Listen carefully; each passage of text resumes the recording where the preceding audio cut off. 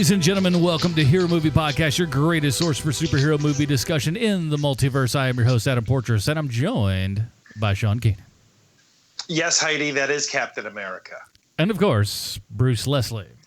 I'm a prickly pear. And do you guys want to trade powers? Yeah, sure. I like only for a little while, but no dice. It'd be cool, man. It'd be cool. Like at Heroes Con, whoever touched the other one, we had to switch powers. I don't want any of you touching me. Ladies and gentlemen, we are here this week to be talking about Fantastic. It's not. Don't call it Fantastic Four 2 because that's not it. It's Fantastic Four: Rise of the Silver Surfer. Because we had to. Sometimes you just have to take a dive, right? Hey man, I like surfing movies. Yeah, this is pretty much the Point Break of Fantastic Four movies. You are correct. Nobody kicks a dog over a ledge, though.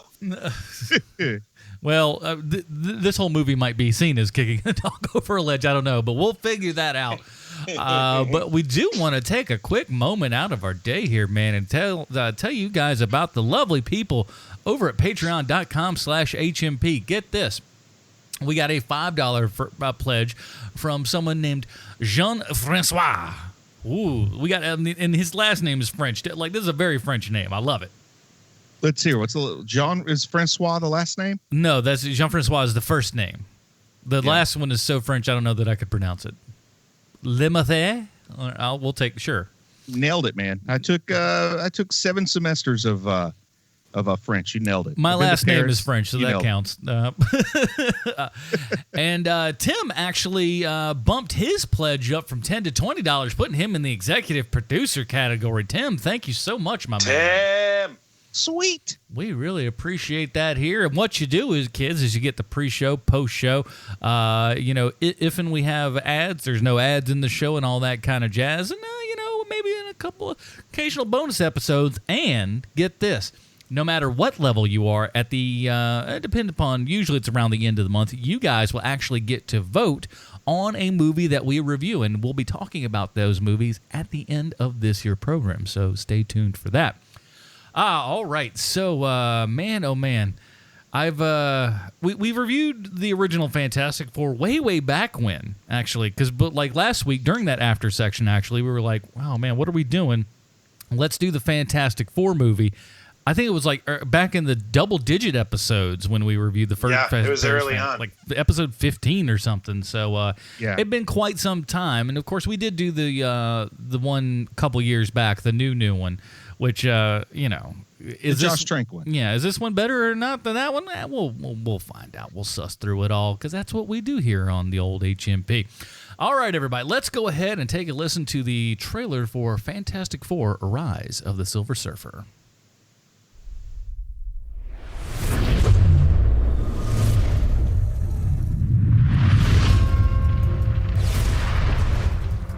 As you may know, there have been unusual occurrences all over the world.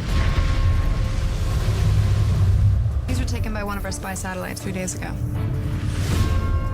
We need a way to locate and intercept that object. What is it? We were hoping you could tell us.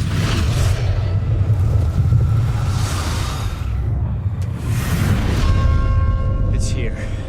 That's bad. That's really bad. We have to destroy this thing.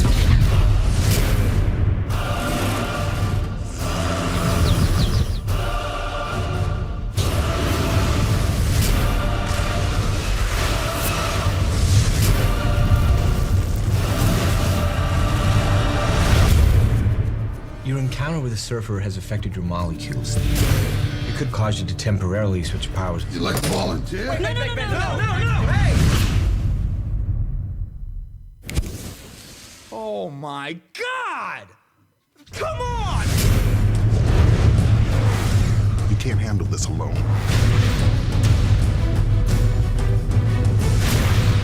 Everywhere this thing goes, 8 days later, the planet dies. All that you know is at an end.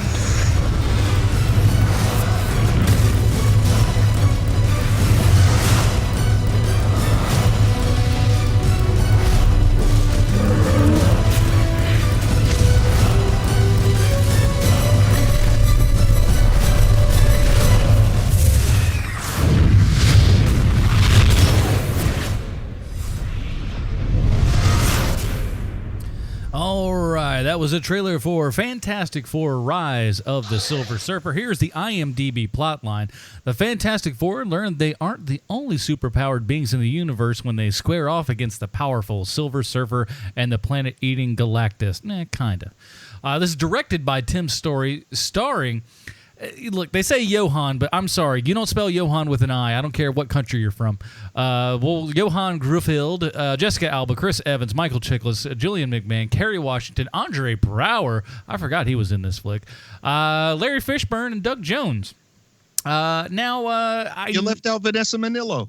Who? Vanessa Manillo. Vanessa Manillo? Who is that? Well, I'm sorry. It's Vanessa Manillo Lachey now. I'm sorry.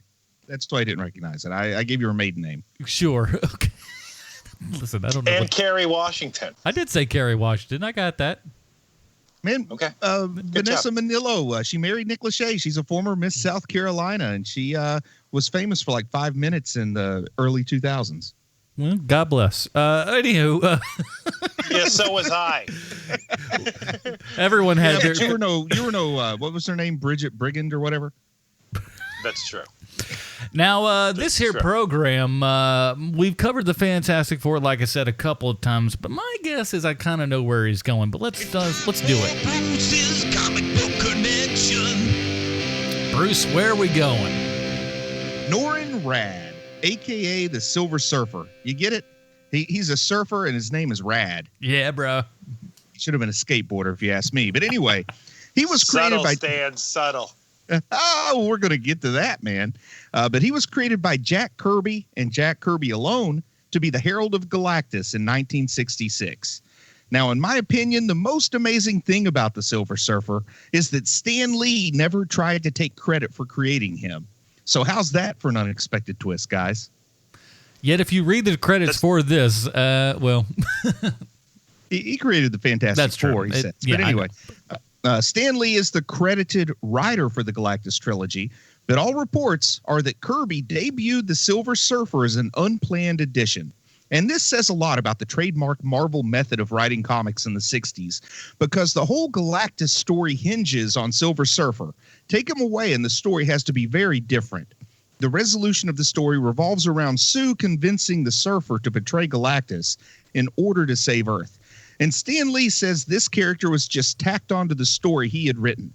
Now, for those who may not be familiar with the old Marvel method, it went a little something like this. Adam, are you ready for some more Stan Lee Jack Kirby theater? Yes, please.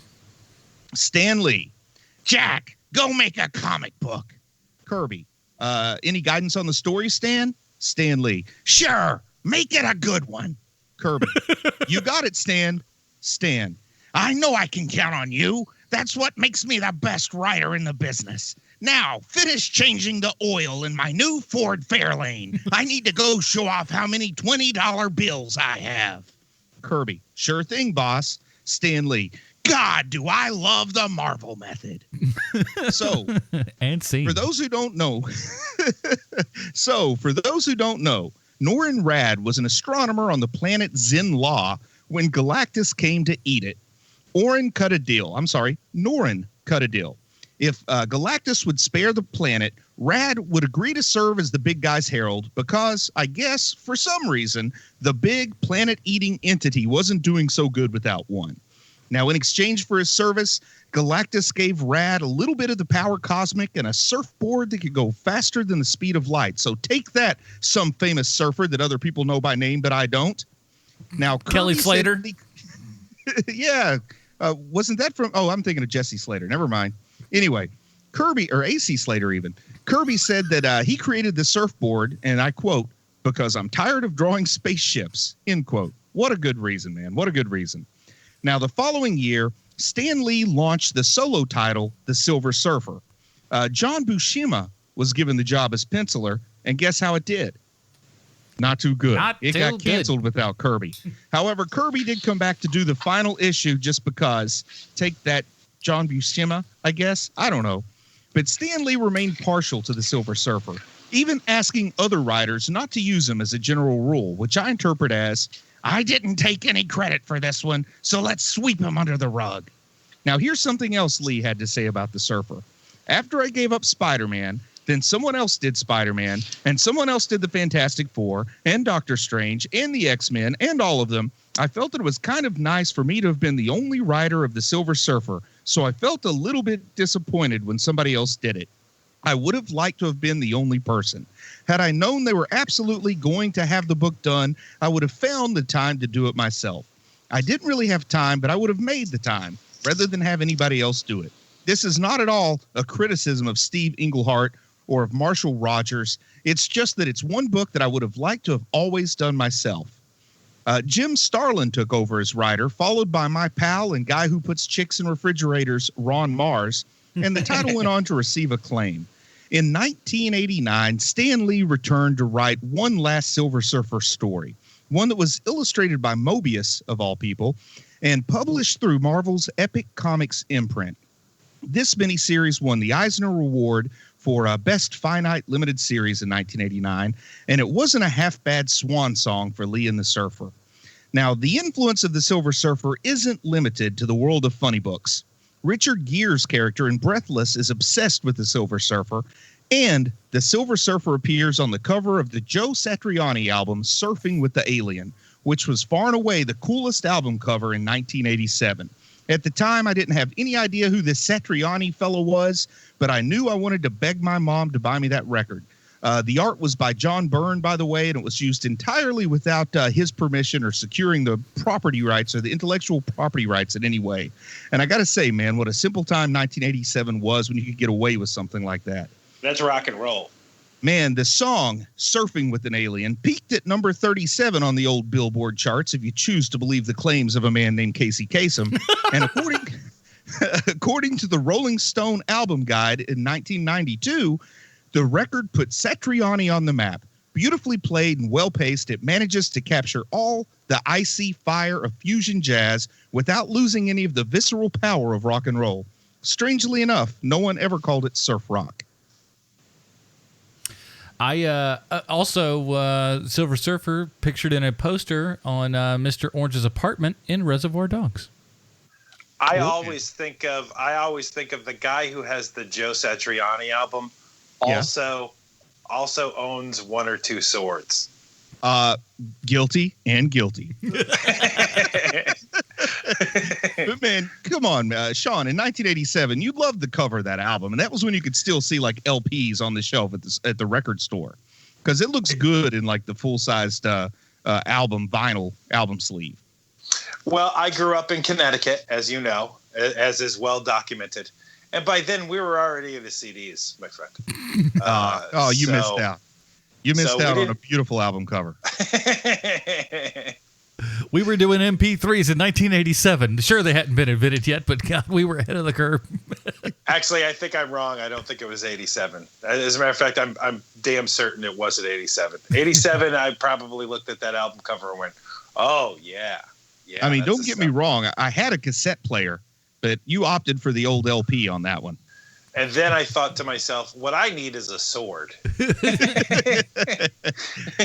Man, honest to goodness, true story. When I was in at the very oldest, it would have been 4th grade, but I feel like it was more like 2nd grade. I basically took everything in my bedroom, sold it to my neighbors in the trailer park, got like $12 out of it, walked to the Western Auto Hardware store and bought a machete, paid cash for it, and went home with no adult present. Like there was a time in Eastern Kentucky where a 7-year-old kid, maybe 8 years old, 9 at the oldest, could just walk into a hardware store, buy a machete, pay cash, no questions asked, and walk home. And that was my first sword. Well, he's going and cutting stuff. What do you want? Best Home Depot employee I've ever run across ever. One day I was working on this thing, and I had to buy. It just so happened I had to buy bolt cutters. And I had to buy duct tape. I had to buy plastic sheeting, and so I had no time, and I was unfamiliar with this Home Depot. So I asked this one employee. He gets all 3 things for me, and after I get the duct tape and plastic sheeting and bolt cutters, he goes, "Is there anything else I can help you with?" And I said, "Yeah. Do you guys sell ski masks?" And the guy goes, "We don't. I have to go talk to someone that is not the police. I'll be right back." And he walked away from me backwards. I was like, this is the greatest Home Depot employee ever. So what's Boy, the return policy? Say I hose all the blood off on this stuff. Can I bring it back? I mean, mud. You guys don't have Man, phenolphthalein here, do you? But man, there is no smile quite so wide as the one found on 9-year-old Bruce while swinging a machete. Man, I bet that must have been sweet. And imagine the shock on my mom's face when she came home from work and saw that her latchkey child was sitting in the living room with a machete and a grin on his face. Well, Mama, I don't have no more worldly possessions, but I got this here machete, and therefore we can get as many worldly possessions as we see fit. I'm pretty sure Mom, there was a lot of incoherent mumbling punctuated by, we got to get out of this GD trailer park. Mom, you don't have to worry about those blood diamonds anymore. We are moving on up. So the Fantastic Four. Fantastic Four, that's what we're talking about. So Tim Story, man, he directed the first one too, you said. He did indeed. Because he's got some, I guess he's got some range, because he's also directed movies like Barbershop, Ride Along 2, and the soon-to-be-released Ride Along 3. Yeah, look. You know what my favorite thing about this movie is, though, about Fantastic Four, Rise of the Silver Surfer, is that it really shows you, like, this is the way that superhero movies used to be made, and I'm glad that they're not made this way anymore. You know? This is exactly what that looks like. And I'll say also, like, you turn back the clock, you're watching this in 2007 when it was released. I don't think it's that bad, other than the Galactus thing. Oh, I think it's terrible. I remember disliking this immensely. Oh, good, man. I love it when we have a good old-fashioned diversity of opinion on this one, because I think I like that. Like, I remembered hating this, and then I watched it, and I was like, you know what? I kind of like it. I remember just like being really mad at like obviously the lack of Galactus, and it's one of those things because I am a diehard Fantastic Four fan, and I'm just going maybe there's something like you try to love it so much. It's like how you felt with episode 1. You just kind of kept going back, just going, there's got to be a gem in here somewhere. Maybe there's somehow on some level I can appreciate this, and at the end of the day you go, no, just no. Well, man, on the rewatch, because this is probably only the second time I've ever seen this. Like, I watched it the first time, never really bothered to sit through it all the way. I'm sure it was on TV where I caught, like, parts here or there. You know, you always, I don't care whether you like the movie or not. If you're flipping through the channels, you're going to stop if the whole chase scene between Silver Surfer and Johnny Storm's going on. Well, that's the best part of this movie, isn't it? I mean, I used to think so, but on rewatching, I realized I really like Reed's Bachelor Party. Oh my God, I hate that so much. I can't even tell you. That is really I the sit worst. there and I'm all of a sudden I'm thinking, okay, so let's just say a friend of mine was getting married sometime in the next year or so, and let's just say all of a sudden I get to be Johnny Storm, and Adam gets to be Ben Grimm. Yeah, and we have this little version of our bachelor party. I wonder if that guy with the gray temples would be this much fun. Like, I'm already picturing, man. And the rule has to be that only the three of us can go to this bachelor party, or else it won't be quite lame enough to be fun in the way I want it to be. It'll be the first ever, well, probably not the first ever, but it would be a bachelor party where in some strange turn of events, the bachelor had to be the designated driver. At my last bachelor party, my groomsmen were very offended by how little I had to drink. Well, you had one, so there you go. Bob's your uncle on that one. I don't want to hear it. Then, the old icing on the cake is, let's just say that me and Adam pulled a few strings, and Brian Posehn did do the ceremony. Oh, my gosh. But, man, I watched this movie as a comedy this time, and it worked for me. That's the only way to do it, really. It worked for me, man. I love the bachelor party. I love Reed out there dancing with his stretchy arms and legs because, as I said in the pre-show, man, if you can dance, you're going to have that game going on to the end of your life. So the bachelor party. Let's start with that, right? So this is basically looked upon as everything that's wrong with superhero movies, right? I mean, this is one of the things that's always brought up of like the 10 worst superhero movies ever made. This is the same one, like this is probably like number 7 on that list, and this is the scene they show. is the bachelor party scene, Right. and with good reason. I mean, I love that you have a positive spin on this, Bruce. I really do. But watching this, it's the thing that I hate the most, where it's embarrassing to watch this. Really? Like to me, it's so embarrassing. Like if somebody came into the room while I was watching this, they literally would be like, "What are you watching?" And I would have to turn and go, I'm wasting my life. That's what I'm doing right now. Or they would have that one where they would walk in, see what you're doing, and then just silently 180 and then just walk out, not even say a word. Yes. That's exactly what would happen, and with good reason. Imagine how embarrassing it would be for me because I'm laughing out loud and really rolling with it. Just really loving it. No, get in here. This is great. Like they hide by, they do the thing where you hide behind the door and just poke your eyes around the corner to watch me without me knowing that I'm being watched, and they wonder why I keep rewinding to the beginning of the bachelor party like 7 times in a row. He's in there laughing like Max Cady. The other good thing that this movie does, though, especially watching it now, is that it reminds me of all of the question marks of, this is really the guy you're choosing as Captain America? This is the guy? Because when you watch this movie, there is nothing to tell you, oh, this guy is going to be great as Steve Rogers. Not only is he going to be great, you can't even imagine someone else playing Steve Rogers. Man, I do like it, though, when Sue walks into the bachelor party with the general and then the very attractive blonde-haired lady captain next to the general. And there Reed is with his arms quite literally wrapped around 2 other women. So dumb. So dumb. So embarrassing. I love it because, man, I paid a careful attention to the hand placement. It was firmly in the no-hand zone. Like, you don't want your fiance to see you with your hands in the no-hand zone. Like she comes in and your hand's on the shoulder, you're going to feel a little uncomfortable about it, but at least it's not the no-hand zone. But when it's wrapped like around them 6 to 8 times, yeah, it gets to be a little bit on the weird side. The elbow, if it's an elderly lady and you're crossing the road when it happens, is okay. You making eyes at that old lady. And I love it. Ben Grimm goes up to the bar and says, "Give me a picture with the biggest handle on it you got." I like him trying to do the little shuffle through the club in his big old clumsy Ben Grimm thing rubber suit.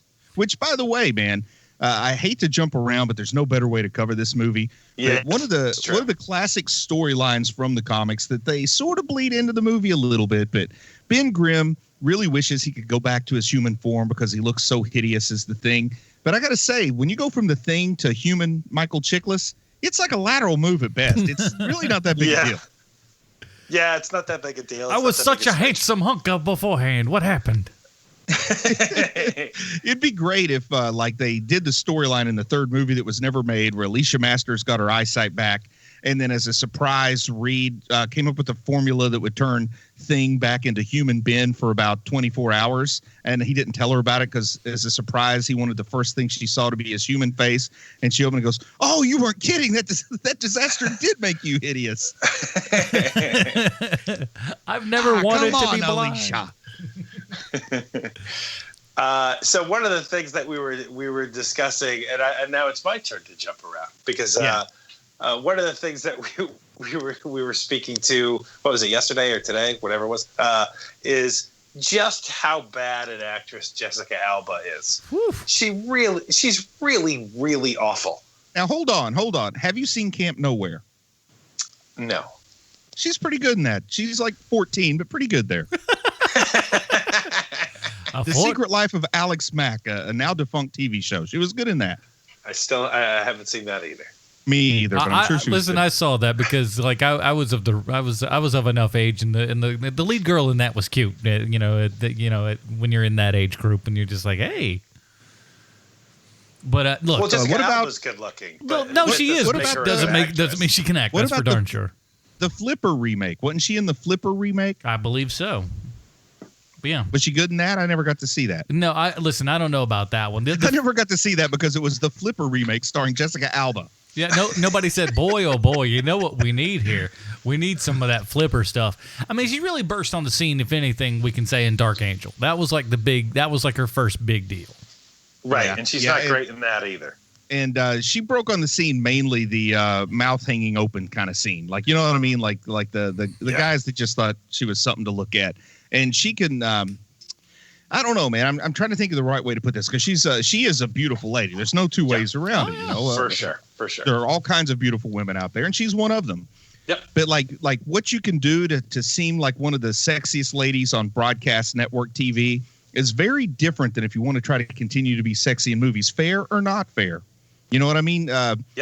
She still wants to kind of bring like the primetime TV level of sexiness is where her limit was for a long time in movies. And I think she maybe pushed beyond that a little bit later on. But I think that her fans from television, when they heard she was making movies, they wanted, chowder buckets or something. And you're just not going to get that with Jessica Alba. It's her right, her decision, good for her. But her fan base that she built up on Dark Angel just didn't transfer over to movies very well, because what they expected wasn't what they got. Here's a big thing. Here's where, you can take a lot away from a lot of her performance and stuff, but a lot of this at the same time as well is due to production choices.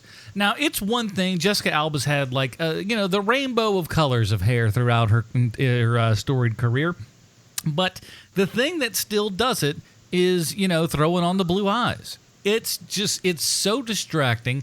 They make sure she never blinks, and it's just constantly in there. I'm just like, give those eyes to Alicia. Let her at least look blind or something. But what you're doing here is so wildly distracting that it's laughable. And you think they'd make better ones because this is the sequel. The first one, it was a bit jarring. Let's dial it back a little bit to, have it be at least a little bit more realistic. No, they go in for a penny, in for a pound, and she looks like a White Walker. Is that a thing? And strangely, after not working for around 10 years, they got those same eye color technicians to do Aquaman's eyes in Justice League. Yeah, he looks like a freak too. It's no good. Yeah. It's just let them have their brown eyes. No one's really gonna care. Now, here's the deal. If the Thing has brown eyes, you have a problem, right? Because that's intrinsic to the character. The ever-loving blue-eyed Thing. Precisely. When they colorized, when Turner Classic Movies colorized a Frank Sinatra movie and they gave him brown eyes, that was a problem. Yeah, see, there are things like that. No, he's absolutely right. There are things like that can be that you need to point to. But her having blue eyes was it's so bizarre, and it throws you off of everything. And honestly, I think it makes her acting worse because you're just so distracted by this weird alien looking creature that's hot at the same time, which is really weird. I didn't find the eyes that distracting, but I've known a lot of folks with skin tone very similar to Jessica Alba's who love the blue contact lenses or whatever. So I guess I've been desensitized to that. I do think they toned down the hue of her blonde hair to better match her though in this movie. Do you believe for a single second that these actors are who they claim to be? No. Yeah. That's the key to it. I absolutely believe General Hager was General Hager. Well, yes, that goes without saying. Andre Braugher's always there. And Doug Jones does a good Silver Surfer. Doug Jones is great.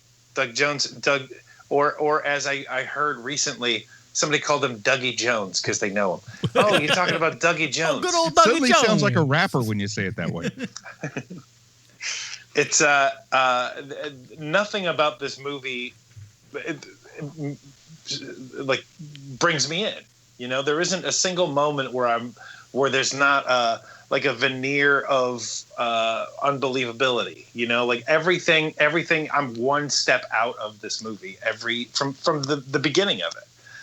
I don't believe they're getting married. I don't believe that they have these powers. I don't believe anything. I don't believe a single moment of this movie. Do you believe Brian Posehn is a priest? No, no, I don't. I don't believe anything in this movie. I don't believe Kerry Washington is blind. All of it. I don't believe any of it at all. Now, she's all right. Sorry. One of my big problems is that this whole movie, both of them, but especially this one because I've seen it just recently here, they really make Sue out to be. She doesn't seem smart to me at all. No. Yeah, I agree with that. She doesn't seem smart, and I know. What's we she maybe doing? knocked- You know what I'm saying? What's she doing? What's Johnny doing? You just don't really know. They're like hangers on. And like, why does Johnny have enough money for a really fancy sports car, but the rest of them can't afford first class tickets on a plane? Like, I'm not getting some of this. Well, because he has the patches, you see. Oh, that's it, man. Sold out. He sold out to I've got all kinds of patches. I still don't have a sports car. You know, you just got to give it up to like Tide and whatnot. So he's like the NASCAR hero. I guess that's an old concept, man. Yeah, I should have thought of that. But we did knock a little bit on Sue Storm's acting performance in this movie. But I do have to say that my personal favorite line delivery of hers is when her and Johnny, you know, after that chase scene between Johnny and the Silver Surfer that we'll probably want to talk about in a little bit of detail. But right after that chase scene, when she trades powers with her brother and she flames on and she's flying up in the sky out of control and she's outside the window and Reed looks out the window and goes, "Oh my goodness, Sue, you're in trouble." And she goes, "Yeah, think." Like, that was her best line. You're not wrong. Part. That is her best line reading in the entire movie. You are absolutely correct. Perfectly. It's written perfectly. It's delivered perfectly. It's the perfect accent for that moment. I loved it. Mm-hmm. Yeah, you are right. That is her finest acting moment.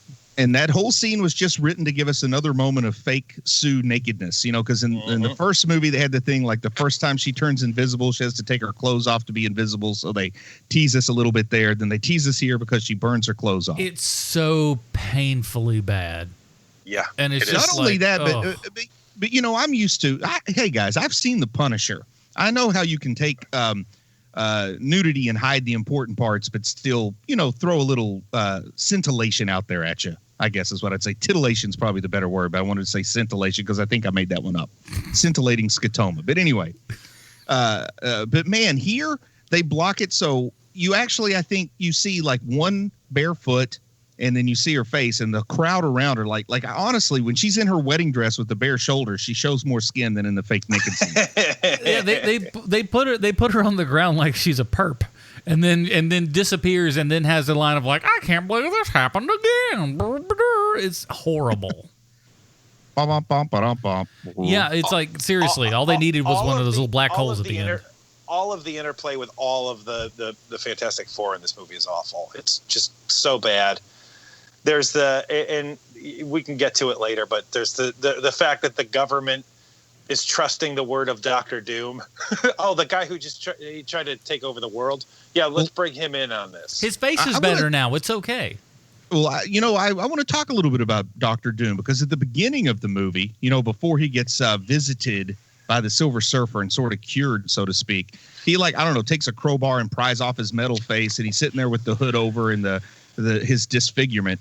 And I'm sitting here having this thought that, you know, some of the character designers for the original Star Wars made no secret of the fact that Dr. Doom very heavily influenced the character design for Darth Vader. And then here, all of a sudden, when he's there with the cloak over his head and his deformed face, I'm thinking, well, they're trying to turn him into the Emperor for a few minutes. Oh, that's a good point. And then, of course, he meets he goes to a glacier in Greenland and gets cured by fighting the Silver Surfer. Yeah, sure. Yeah, that's what? Yep, that's how that works. The thing I like about this actor, though, and what happens on Runaways also, is that he's in a different movie than everyone else, and I love that he does that. Where, you know, look, this is my performance, and this is what I'm doing, and there's something I like about that. Where, especially in a movie like this, where there's so little to recommend it, he is putting on he's performing a play in front of 5,000 people instead of acting in front of a camera. And I think that's great. He's doing a great job. Sure. But how cool would it have been if we just kept him as Doom through the entire thing, and he's commanding the military while he's dressed up in this weird and crazy outfit and everything. It's just Julie McMahon doesn't want to wear a mask throughout the whole flick is what it all amounts to. He wants some face time. I would be all for that, man, and I think the story works a whole lot better that way. But I think it might be some of that, you're on screen, you want to be able to show your face for a while. That superhero thing that was still pretty darn strong in 2007. Yeah. The other part with Dr. Doom that I can't stand is I can't stand that the costume is not metal. I mean, it's clearly not metal, and it looks it looks like plastic and it looks awful. Like make it metal. It's got a serious Green Goblin, Sam Raimi Green Goblin Spider-Man vibe, especially when he's flying around on the surfboard. And here's the thing, man. When you have like, I want to say it's like, I think it's Sideshow, puts together like a fourth scale Doctor Doom in his costume and everything, and it looks absolutely amazing. And you look at that and you're just like, obviously this can work. You can do this. You just have to do it.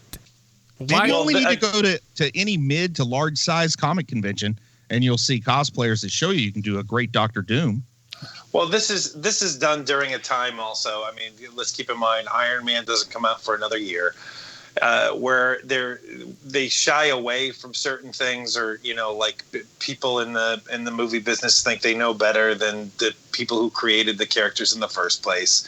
And, just completely getting rid of the iconic nature of who Doctor Doom is, like that sort of thing. And they would again make that mistake in the last Fantastic Four movie. But it seems like again and again there are people in the movie business who are like, look, we know a little bit more about iconography than some comic book that's been running for 60 years. Yeah, exactly. I mean, that's a whole lack of respect for the source material, which is this quandary that haunted comic books until very recently. Right. But let's talk about that chase scene. The first time when we kind of get to see that it is the Silver Surfer, it's at the wedding, which, by the way, if you're the Fantastic Four, you're idiots in the first place. You're asking for trouble by having your wedding on a rooftop. I mean, they need to have it in a very tastefully decorated bunker underground because, come on, you're targets, man. You're targets. Yeah. Listen, and if they're that famous, why aren't there a ton of famous people at that wedding? Hey, they wouldn't let Stan Lee in. No, but look, it's me. I'm Stan Lee. Come on, everybody. But is that his only cameo as himself? Well, most of them are unnamed. I think that's the only one where he specifically names himself. Yeah. Name checks. And then the guy goes, "Nice try, buddy. Nice try." Yeah. I think we can nail a lot of like the bad parts of this flick on what's his Mark Frost. Mark Frost is the guy who I think really kind of is the one who bites it for all this kind of stuff. He wrote the other Fantastic Four movie. Is that the same Mark Frost from television's Cop Rock? Or is that a different guy? I think that's a different thing. Oh, man, too bad. That'd be awesome. This guy, like, he's done some stuff on, like, Twin Peaks and stuff like that, but that's about as big as everything that he's had. He did some Equalizers back in the 80s, but, like, he just really has not done much of anything. And when you look at his body of work, it's like, oh, yeah, you're probably the cat that thinks this. But because he's the same age as my dad, who was a giant Fantastic Four fan, and he was probably the kid in school who saw somebody with a book and was like, oh, I know, yeah, no, I get that, but never really read one. Yeah. Had a few lunch boxes, watched a couple of animated episodes. I get it. No. We'll put this together. Galactus needs to be a cloud. Idiots. Man, that part we're going to have some extensive talk on too, like what led that decision-making process. But let's talk about the chase scene, man. When the surfer runs through town and Johnny Storm flames on, how does something that cool make it into this movie? I think that the whole movie was built around that. That's what it feels like to me anyway. But it also had the feeling, and I understand they've got to introduce the Silver Surfer early on because the name of the movie is Rise of the Silver Surfer.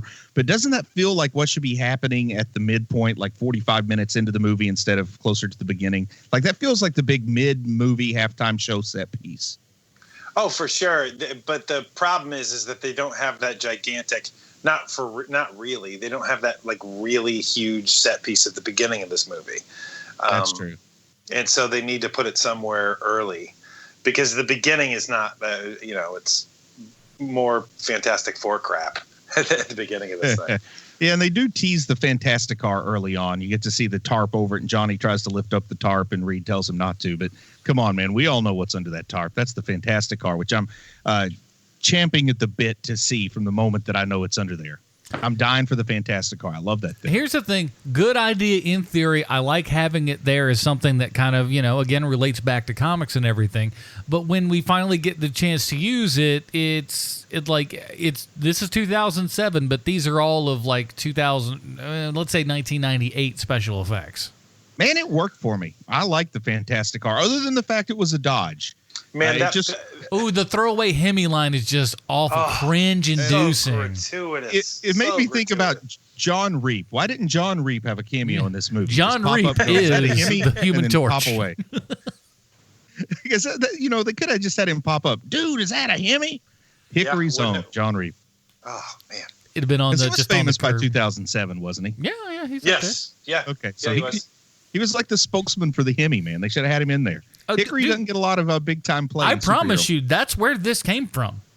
That line came from that ad campaign, going like, "Hey, man, this is blowing away suburban homes everywhere." It was like, "Is that a Hemi?" So we're throwing it into this doggone it. And it was nice to have a little reminder on just how heavy-handed product placement used to be. Whew. We'll talk about one day. We're going to talk about some real product placement in a movie called The Spirit. Whew. Oh my gosh! Nothing made me more mad than that flick. Where I was like screaming at the screen, just going, "No!" It's just so blatant. It's not even like it was like Truman Show-esque. Oh man, yeah, we got to talk about that one of these days. But the chase was good, man. The chase was good. It works. It is. It's one redeeming quality that I think everybody agrees on is that. Though I enjoyed it. The one part I will say I didn't enjoy was the whole idea that it was a Dodge, which is ridiculous. Everybody knows that Reed's like a Honda man or something. Well, if it were Reed, it would be like Prius, some sort of electric thing. It'd be an electric thing of some sort because it just why a Hemi gas engine? Oh, what's your car take? Oh, 92 octane. He drives a Mr. Fusion powered car. Yeah, something along those lines. Yeah, man. Oh, he would actually design a car that would suck the pollution out of the air to use as fuel. Made the world cleaner while he flew it. Yeah, I'm basically cleaning up this joint as I'm going around saving the world. I'm saving the world twice over. Shut it.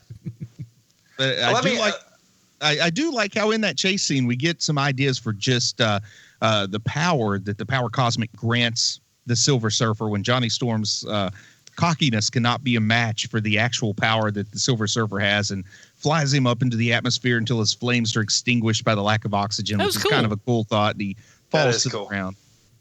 And what he manages, there's something corny about where he lands, but I can't remember it now. He kind of flames on just in time to hit and not die, but it falls into a guy's tent, and they put it on, and like the tent goes on fire in this desert land. And then they're like, "Oh, he's a Human Torch. There we go. He's all good." Does Lawrence Fishburne's voice work as Silver Surfer for you guys?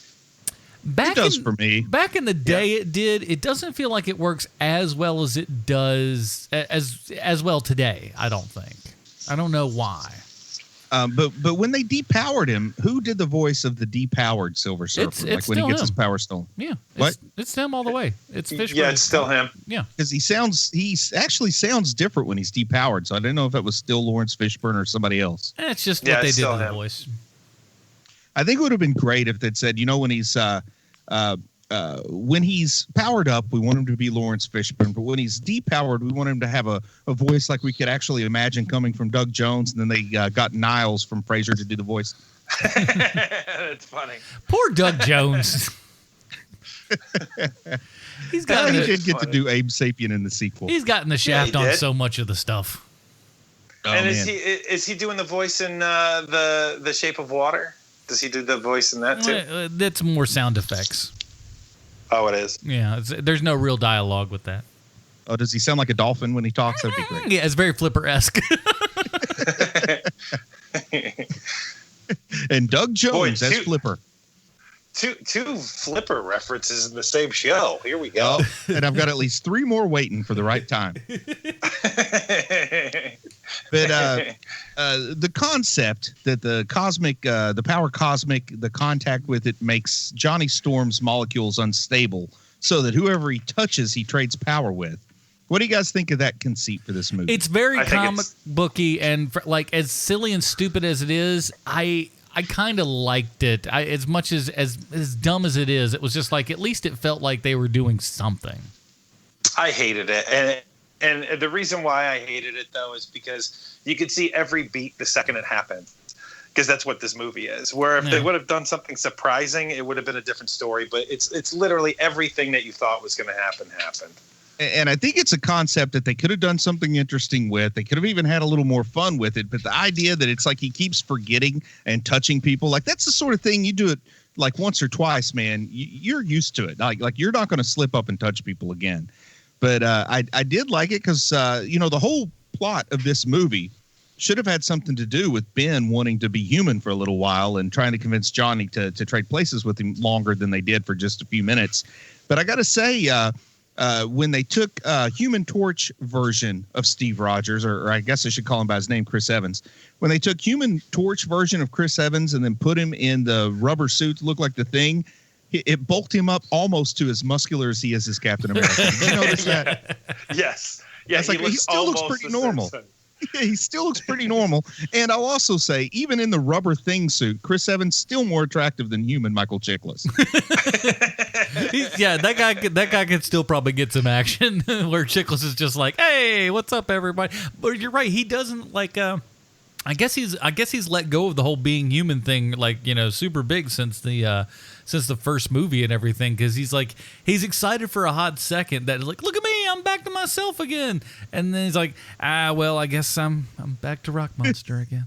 I do like it at the end when the world is on the literal verge of being devoured by Galactus, that when he gives his power to Johnny, he takes time to buy a sweatshirt so that the audience isn't subjected to a bare-chested Michael Chiklis for the final act. Thank you. Oh, man. But and then once he's back, he's just like, oh, thank goodness I could take off the sweatshirt now. And this whole conceit is just there to set up the ending where one person can basically be a Super Skrull, right? I mean, they just turned Johnny Storm into Super Skrull. I like the Super Skrull idea. That it's kind of cool. But I think they could have introduced it later in the movie, maybe, or something. They were trying to do something with it to tear a rift between the team, but it just it was like the thing only happened when it was convenient for the story to happen. You know what I mean? It just didn't need to be introduced as early, I guess.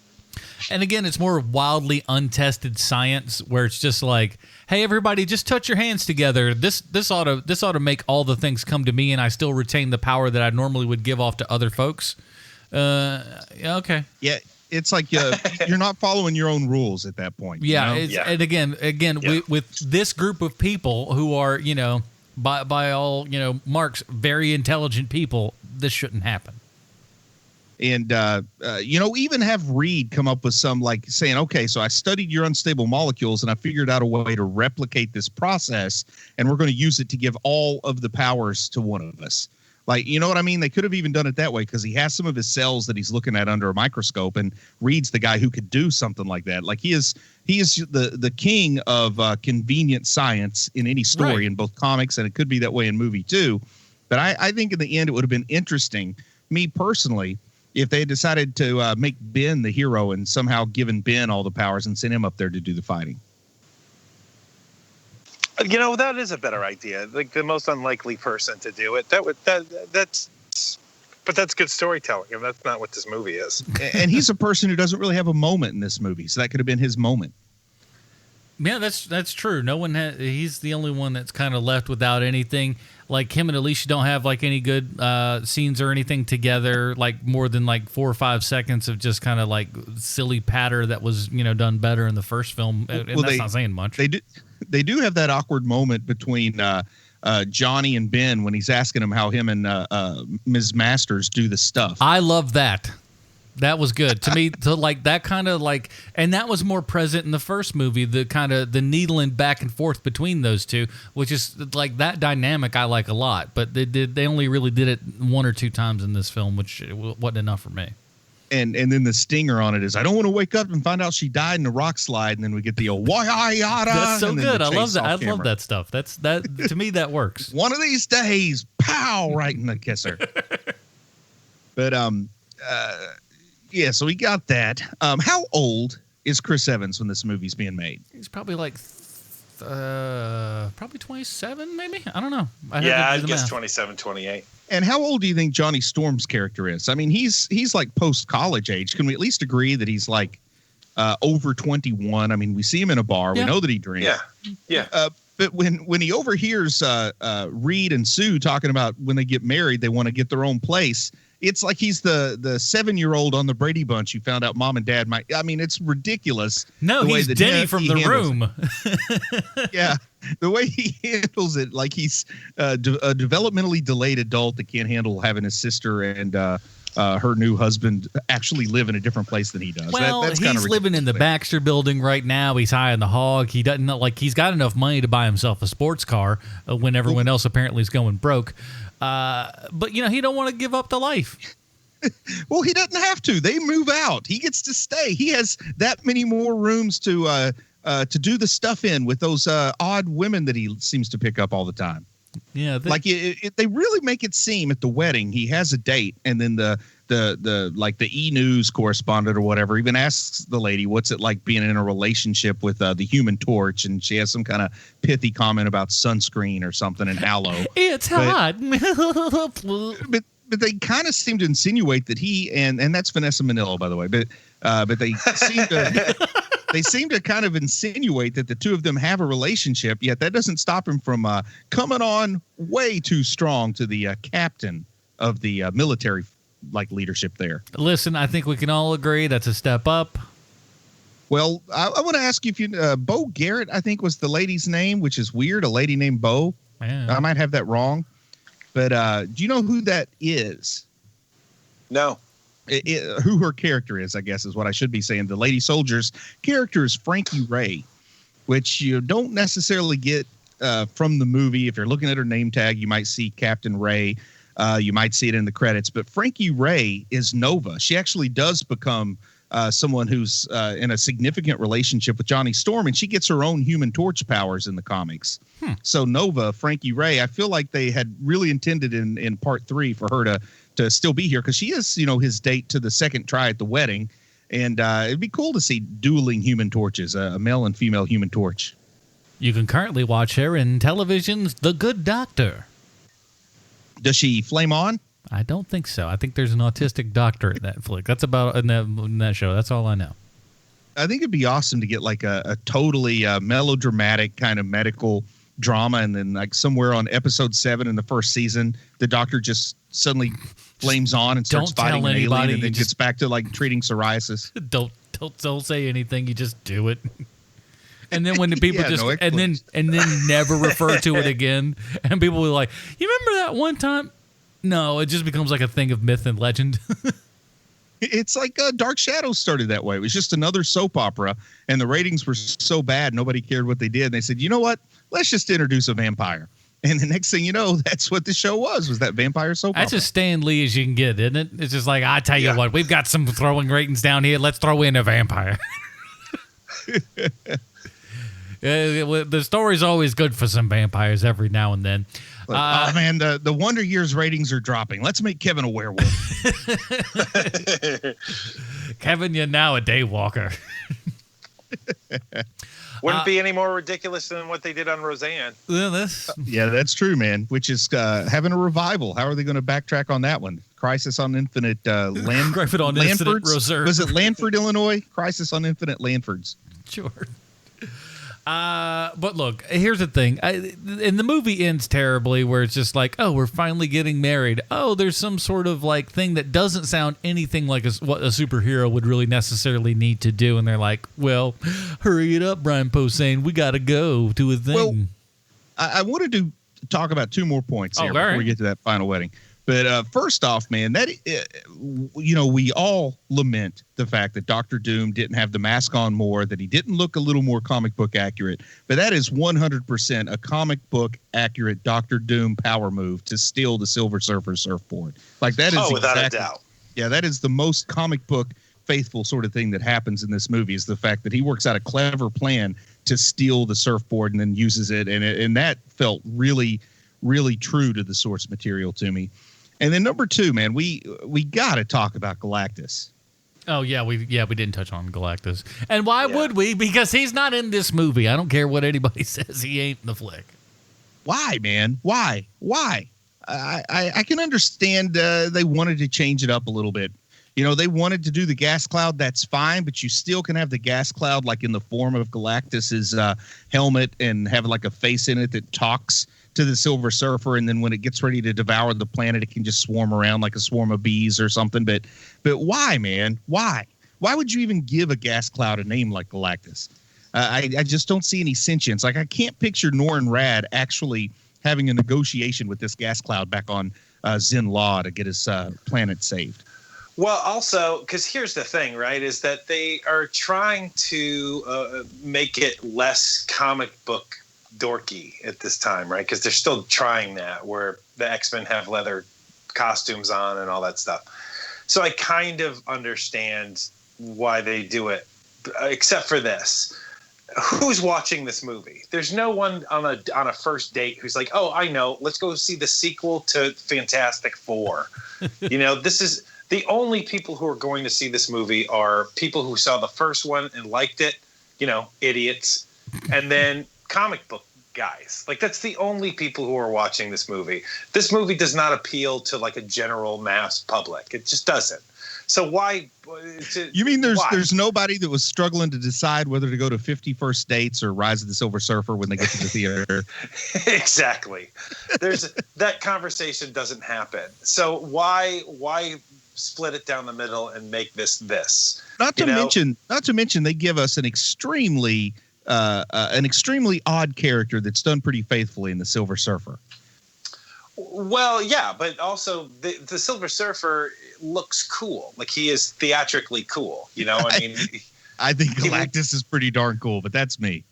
But Galactus, if you're going to be true to the way that he looks in the first place, he's wearing a dress and he's got the dumb hat on. Hey, big Hawaiian Punch looked good on TV commercials. Remember that guy? It's the same guy.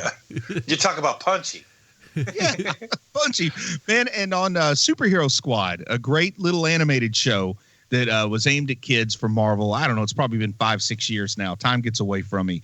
But they had a great incarnation of Galactus on that show because he takes his helmet off and his head is shaped exactly like the helmet underneath.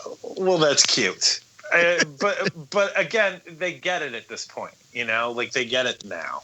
That let's just lean into this stuff instead of shying away from it, Yeah. And like 9 years earlier, like, there was a Silver Surfer cartoon on Fox, right? That had like a lot of digital stuff in it. Was pretty cool at the time. And Galactus was in there, and he looked awesome. And because it was like, it was computer generated, but it looked really cool, and it just kind of showed you like, you can do this. It's not as you have to, as much credit as you give it, you have to give it credit and weight and everything in order for people to actually buy it. If you say, you're not going to buy this garbage, they're not gonna. You gotta be able to sell it. You gotta let people know, hey, this is what we're doing, and don't be afraid. Don't back down. Agreed. And even just the faintest fan service, though, like when the cloud is coming around Earth, and then Silver Surfer flies in and unleashes his power cosmic to deter the cloud, and it kind of poofs away. Just have it poof away, kind of in the shape of the helmet. Yeah, the shape of the helmet. Something. Give us something. Well, you do see the shape of the helmet when it's going across. I want to say Saturn. Now that I missed totally. It does. The cloud goes by Saturn, and the shadow. It's the shadow of Galactus. And man, furthermore, why Earth, man? Come on, there's like 7 other perfectly good planets out there. Why does Galactus have to come all the way to eat Earth? This one got human life on it. He's got to eat the life from that planet. That's how he does it. Well, I have a very good friend who assures me there's life on Saturn, so he could have just stuck there. Ricky, you owe me $20. You lied to me about this life on Saturn garbage. I mean, I can understand why he doesn't want Neptune. Nobody wants Neptune. But the other planets are just fine.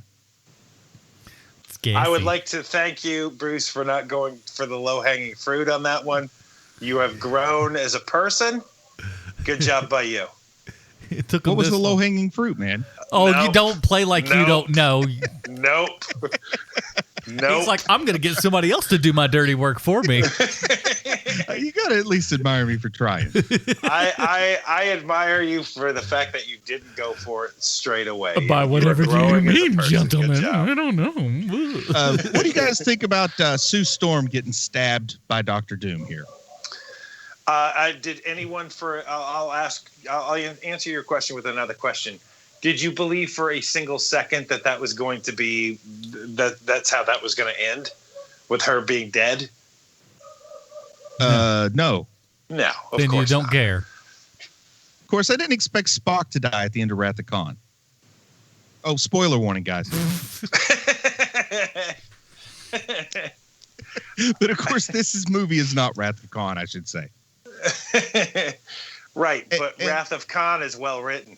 And there's some potential stuff here, like the fact that it's Doom's hand that kills Sue, and that whole idea that Doom is like so obsessed and in love with Sue. He seems to have a little touch of grief over it, but not nearly like what I would have expected. And also, Doom would have wanted to take out Galactus on his own, and it seems like he's totally non-concerned with Galactus.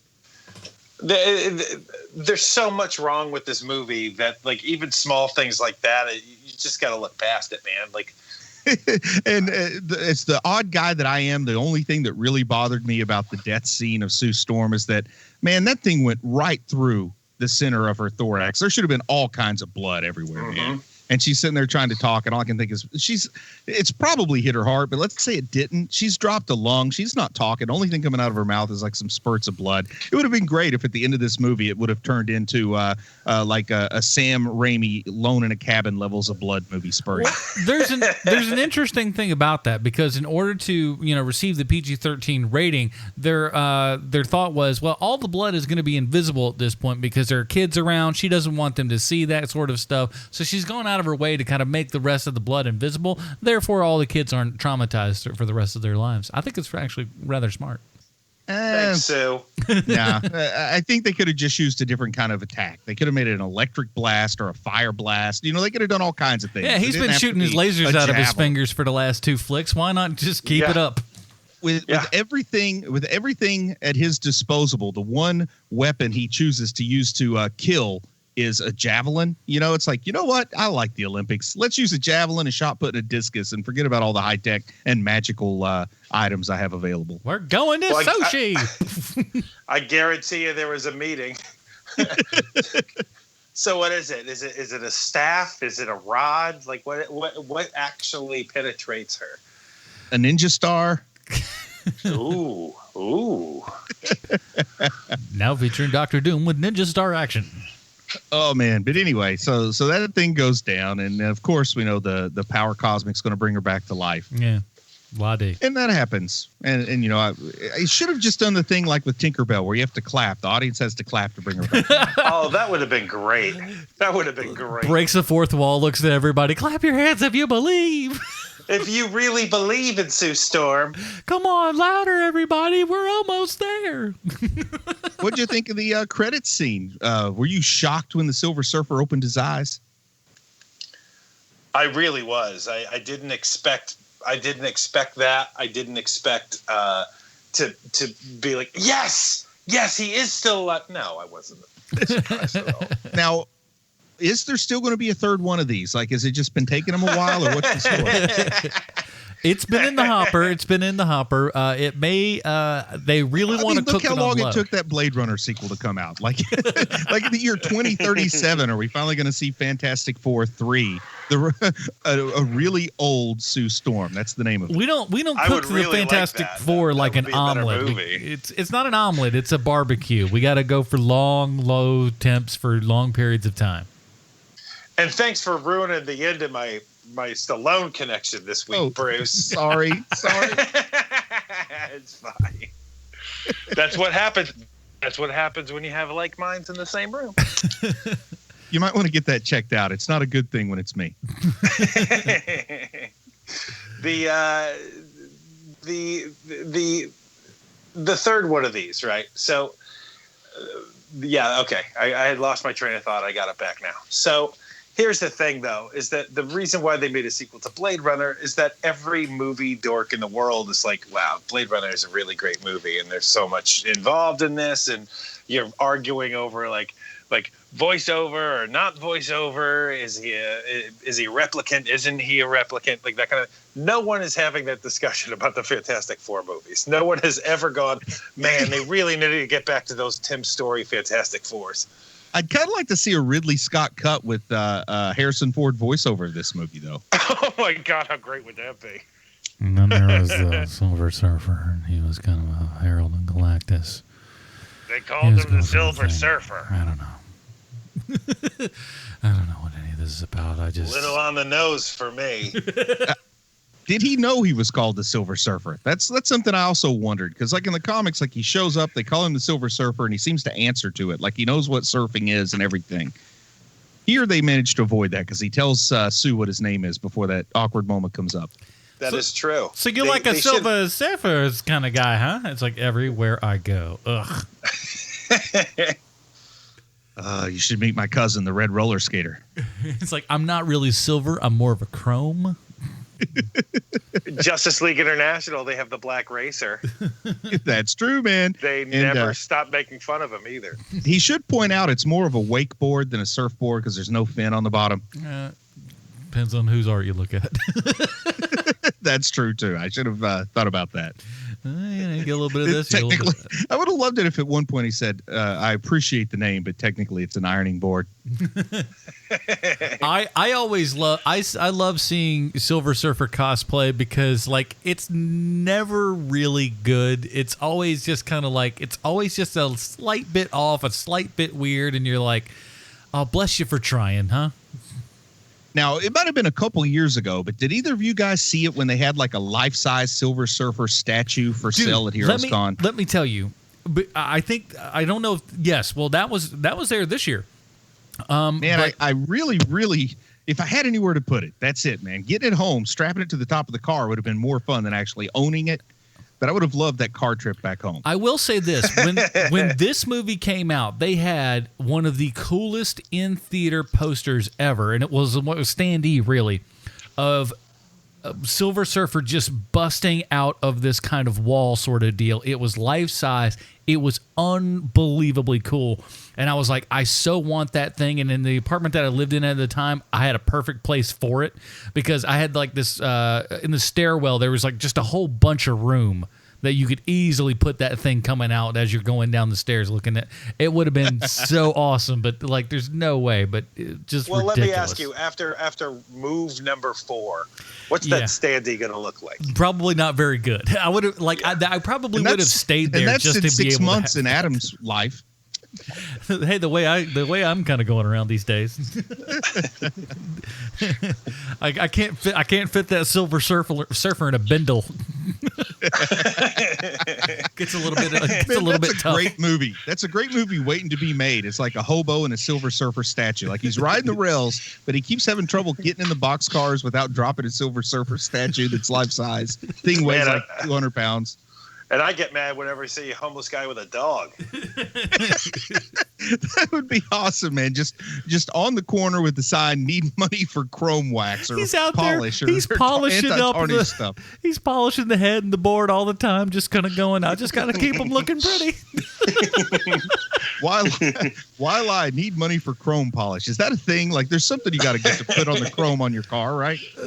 Well, you have polish. Yes. It's polish. Chrome polish. Good. I'm going to get me some. He's got no chrome to polish, but by God, he's going to get some chrome polish. Hey, a man can aspire. You gotta buy the products for the life you want to have, not the life you do have. Exactly. He just looks at his wife and he goes, honey, look, we may have some sort of chrome object sometime in our life right now. How excited are we going to be when we've already got the polish waiting in the wings ready to go? One time, man, in college, on a spring break trip to Myrtle Beach, I went to like the big golf shop and bought a golf glove. I didn't have any golf clubs, but I bought the glove because I was aspiring to someday play golf. He just puts it on the shelf and just goes, one of these days. I just walk around my apartment holding it and looking at my hand and then doing an occasional Michael Jackson impersonation. It's not that big a deal, man. You can buy clubs very cheaply. Yeah. I mean, it's not hard. You could do it tomorrow. Start yourself I've with had a putter. clubs since then. Believe me. Okay. I've had clubs since then and have no earthly aspirations to ever having another golf club unless it's for self-defense. I want you to be the guy who goes into the miniature golf course with his own putter. That's what I see you as that guy who's like maybe even has a little case like a 3-piece pool cue. I did wear the glove. I did wear the glove to play some putt-putt down at Myrtle Beach. That's great. That's great. Stand back, kids. Let your father show you how it's done. For the same reason. Or like buying the big oversized golf bag with just one putter in it and carrying it around a putt-putt. He's looking at the hole going, which one do I... Let me get the putter on this one.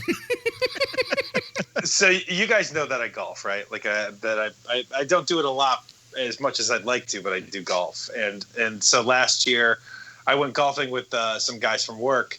And you know what kind of shoes I wear. I only wear Adidas. Well, I pull out my golf shoes, and they are, in fact, Adidas golf shoes. Mm-hmm. I put them on my feet, and I walk out onto the putting green to practice at first.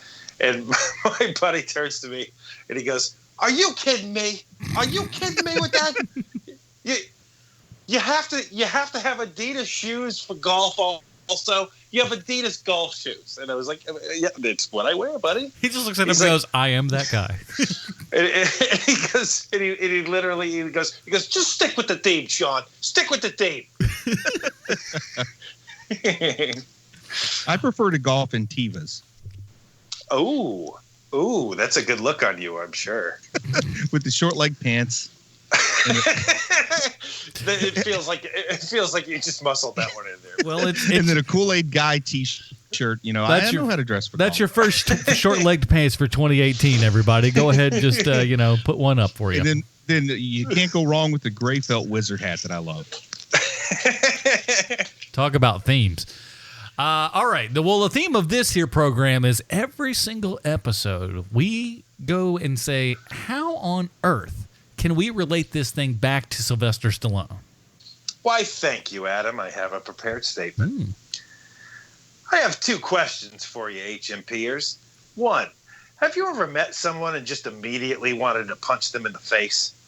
There's just something about them. They haven't done anything or said anything. But the second you see them, you just think to yourself, I wonder if I can punch this person so hard in the face that I could smash whatever it is I hate about this person away. And 2, have you ever met Hero Movie Podcast co-host Adam Portrais? Why did I know this was going to be? The reason why I ask these questions is because Zach Grenier has been making an acting career out of having one of these faces. He starts talking, and immediately you find your hand balling into a fist. Which is to say, the guy is great at his job. He's probably best known as the scummy divorce lawyer on The Good Wife, a show that you think you don't like, but you're wrong. It's awesome, and you should totally watch it when you get a chance. And if you don't know anything that happened behind the scenes of that show, do a bit of digging. You're welcome. Zach Grenier's been in a ton of great things like Problem Child 2, The Golden Girls, and Cliffhanger, starring a guy that keeps insisting his paintings be taken seriously, Sylvester Stallone. Now, we've spoken about Cliffhanger on this show before, and believe it or not, this exact movie was the Stallone connection for the first Fantastic Four movie, but with a different guy. Cliffhanger is one of those movies that seem like everyone over a certain age has seen it, which says to me it's been running on cable every single day for the last 15 years. Zach Grenier plays Mr. Sherman in Rise of the Silver Surfer, the guy who takes great joy in torturing the Silver Surfer. At one point, he literally smiles as he's about to stick a syringe into a guy who could take him out in a blink. Zach Grenier's been nominated for a Tony Award. He's married, and according to IMDb, his mother is of Polish descent. Why is that on IMDb? Why are you asking me? Why do dogs make me smile when I see them on TV? Why do old people say hilarious racist things? Why does everyone want to punch Adam in the face 25 seconds after they meet him? There's some questions in life there's no answers for. So there you have it, HMPers. This week's Stallone connection. Now, Mole Man and Blastar, two awful Fantastic Four villains. Let's review this movie and give it mediocre grades so that we may begin next week's review of the third Tim Story Fantastic Four movie. Wait a minute. Wait. What was that? What was that? There isn't one? Oh, man, that's awesome. Missed it by that much. All right, here on HMP, we have our own special Robin rating system. If you'd like to see what that is, head on over to Facebook.com/Hero Movie Podcast. It's right there at the top of the screen. And while you're there, throw us a like while you're at it. Now, Bruce, where does Fantastic Four Rise of the Silver Surfer fall on the HMP Robin rating system for you, sir? Well, let's start with an incredibly low bar and say that this is the best Fantastic Four movie ever made. Oh. I mean, that's not, there's four of them, ironically or not ironically. I don't know if I understand what the word means, but anyway, out of the four, this is the best one that we've got. But beyond that, I'll say that I like this movie, and I don't like it ironically in a so bad it's good kind of way. I just like it. It works as a comedy. There's some ridiculous moments that maybe are so bad they're good, which contradicts my prior statement, but it's okay because it's me. Now, I think it is tarnished, pun intended, but probably not caught. But anyway, I think it is tarnished by the other movies that bookend it, the first Fantastic Four and that Josh Trank spectacle. But I do say that if Iron Man doesn't come out the next year and kind of redefine superhero movies, and then there was some kind of Batman movie that came out around that time. But I think that this group would have made a third movie if everything hadn't been sort of revolutionized right after this was made.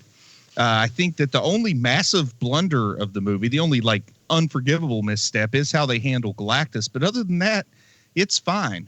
And now to shock the world, I'm going to give this a low-end Tim Drake and say that it's better than Ed Norton's Hulk movie. Wow. Oh, okay. Sean, bring us back down to earth. Well, I went back and forth on this one because this movie is so mediocre. This movie is to me, it's just bad. It's boring. It's uninspired. It's unsurprising. So at the end of the day, I've got to give it a Jason Todd because it is so boring to me. And it's one of those things where I am more than likely never going to watch this movie again in its entirety. And so it's a Jason Todd. Yeah, I've been toying with it myself, and I wanted to go Jason Todd, but there's just enough tiny little stuff in there that I'm gonna go just a barely Stephanie Brown on this, just on account of some of the Silver Surfer stuff is okay. Some of the Johnny and Ben stuff is fine, but I do also, like I said, I like the kind of amalgamation fight there at the end. I thought that was cool. But this is by no means a good movie. And Bruce, I don't know. As much as I think even the first Fantastic Four movie may be better than this one, just on an overall tone and feel of everything. Oh, well, we'll definitely have to just disagree on that one. But this for me is like the opposite of it doesn't hold up well. Like this one is better than I remembered. Like I couldn't figure out why I thought it was so awful the first time I saw it. Maybe it's that thing where like you're braced for such a bad experience that when it's only middle of the road, it seems good or something. Yeah. I don't know. No, I've been there. I think we all have at some point. It's the way I sold my honeymoon. Hey, it could be worse, right? Huh? Huh? No, this is going to be awful. Let me warn you ahead of time. I'm Look who's really not crying. flatulent. I'm really flatulent. Flatulent tonight here. Okay, so thank you guys so much. That wraps up this here episode. Now, we do want to, again, thank everybody that goes over to patreon.com/HMP and helps this program out. Big props up there to Jean-Francois, as well as Tim jumping up his pledge there and everything. And again, you guys are going to be able to vote on the movies that we watch. Now, I'm going to give you a little bit ahead of time just so you have time to go over there and vote and everything. And again, you can vote at any level from $1 on up. Here are your choices this month. We've got Oblivion from 2013, Hercules from 2014, The Death of the Incredible Hulk from 1990, and Darkman 2. So you've got a wide variety of stuff there to choose from. This is going to be interesting to see where this one falls. But next week, we're going to be reviewing Time Cop. That's right, Time Cop was a comic book movie. Didn't think that, did you? Well, guess what? We know better than you because we're smart and we have the internet. In the meantime, Bruce, where can we find more of your work on the internet, sir? I just love to take this opportunity to remind people about Nerd Spawn Genesis. It's comedy meets superheroes meets big drunk guy in a trench coat with little feet. It's on Amazon, and you need to read it. $2.99 for the ebook, $7.99 for the paperback. Enrolled in Kindle Unlimited, so it's free to read for Kindle Unlimited subscribers. Readers have said that it's even better than the Ferdinand movie. So go check that out. Nerd Spawn Genesis. Nerd Spawn, all one word. It's the only Nerd Spawn product currently available on Amazon. Currently, but you watch yourself. Mr. Keenan. You can find me on Twitter at Hero Movie Sean. Also, please look out for the TV movie Dolly and Otto and the TV show The Quad, about to start up its second season. Very good. And, of course, my other show, The Film Find, at thefilmfind.com, new release reviews, and we got tons of those.